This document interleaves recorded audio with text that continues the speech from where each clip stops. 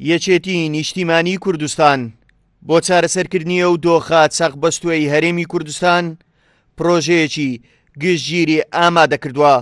پرۆژەکەی یەکێتی کە هەموو سێکتەرەکان دەگرێتەوە بۆ یەکەم جار کورسات نیوز بڵاوی دەکاتەوە.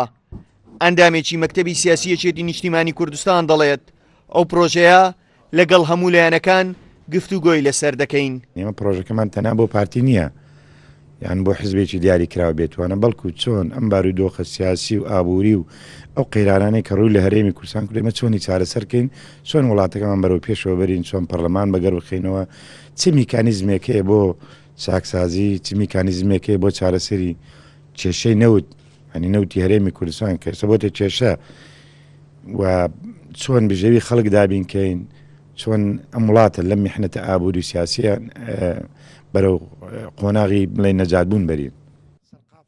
ئەو ئەندامەی مەکتەبی سیاسی یەکێتی زیاتر باس لە پرۆژەی حزبەکەی دەکات و دەڵێت پرۆژەکەی ئێمە لەگەڵ واقعی ئێستا دەگونجێت، چارەسەری دۆخی سیاسی و ئابووری کوردستان دەکات. هەر پرۆژەیەکە بێ لە هەموو هیچ شتێکی خیاڵی نانووسین، هیچ شتێک نانووسین لە واقعی کوردستان دوور بێت، هیچ شتێک نانووسین بین هەرێمی کوردستان لە ڕووی سیاسی ئابووری و نەتوانێت تحملی بکاتوانە. هیچ شتێ بێ لە چوارچێوێکی باڵانس بێ، لە چوارچێوێکی با بڵێن جۆرە هاوسەنگی و یا بگونجێ لەگەڵ با بڵێن بارودۆخی سیاسی ئابووری هەرێمی کوردستان.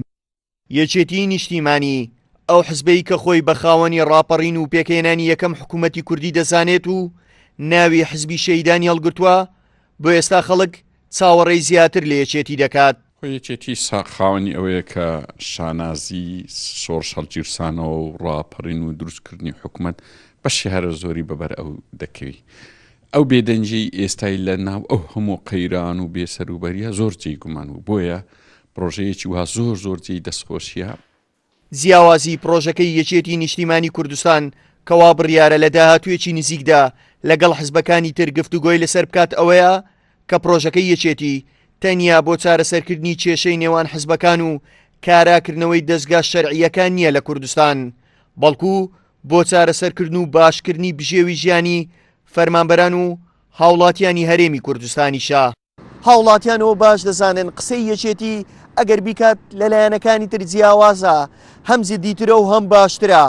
بۆیە سەرکردایەتی یەکێتی ئێستا کەوتۆتە خۆی بۆ ئەوەی بە پرۆژە هەم دۆخی هەرێم چارەسەر بکات، هەم وەڵامێکی باوەڕ پێکراوی بۆ هاوڵاتیانی کوردستان هەبێت. هاوکار عەبدوڕەحمان، کورسات نیوز، هەولێر.